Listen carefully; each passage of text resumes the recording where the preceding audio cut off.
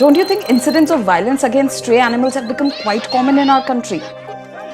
And the saddest part is that there is no official data about the rise in number of such cases. Not only animal cruelty, but incidents of violence and harassment of animal lovers have also increased. अगर तुम animal lover और stray animals की मदद करना चाहते हो, so these are the rights which you need to be aware of. Number 1, feeding stray animals is not illegal in India. The Delhi High Court states that there are no laws that prohibit people from feeding stray animals. In fact, feeding strays is both lawful and helpful as it makes it easy to confine them to a particular area they belong to. This facilitates efficient birth control and annual vaccination. Number 2, it's a criminal offense to feed poisonous food to stray animals. A person who is caught doing so can be charged under Section 11 of Prevention of Cruelty to Animals Act of 1960. But cases like this incident in Kerala, where thousands of dogs were poisoned, are not uncommon in India. Number 3, it is illegal to maim or cause any injury to any animal. Sections 428 and 429 of Indian Penal Code and Cruelty to Animals Act of 1960 make it illegal to maim or cause injury to any animal. It is also illegal to purposely run over and injure dogs, cats, cows on the streets. A person who is caught violating these laws can be reported to the local animal protection group or to the police. But the problem is that the punishment for all the above acts is a fine of just 50 rupees. Number 4, no sterilized dogs can be relocated from their area. As per Animal Birth Control Rules 2001, no sterilized dogs can be relocated from their area. And as per 5 different High Court orders, sterilized dogs have to remain in their original areas. And in case the dog is not sterilized, the society can ask any animal welfare organization to sterilize and vaccinate the dog. Number 5, the Animal Welfare Board of India issues IDs for people who feed stray animals. These IDs help people who want to protect stray animals from abusive animal haters.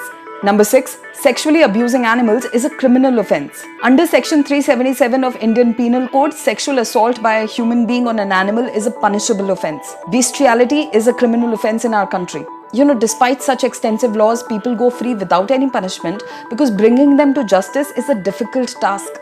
These laws need to be amended. But there's another side to the story as well. Experts say that there are roughly about 60 million stray dogs in India. उसमें से सिर्फ 10% ही immunized या sterilized हुए हैं, जिसकी वजह से they say that incidents of dog bites and attacks might have also increased in the recent past. And that's probably also the reason why a lot of people harass dog feeders as well, because they think that ये attacks और बढ़ जाएंगे.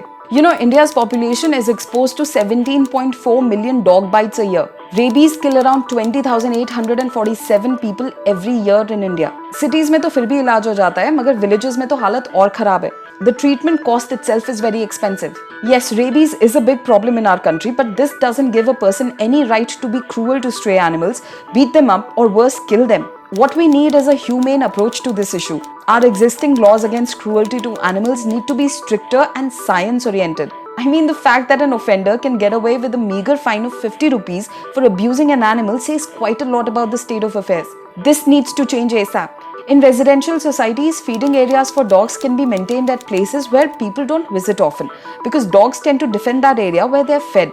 This might considerably reduce human-dog conflict. Also, more and more shelter homes need to come up with the help of animal welfare boards of various states so that stray and abandoned animals are able to live a dignified and a healthy life. We also need more funds from central and state governments to empower local municipal bodies so that they can come up with pragmatic solutions. But most importantly, we as a society need to respect every living being, be it an animal or a human being, because our constitution mandates it. Yes, I'm thinking aloud, but what do you think? Tell me in the comments below. And for more such videos, keep watching India Times.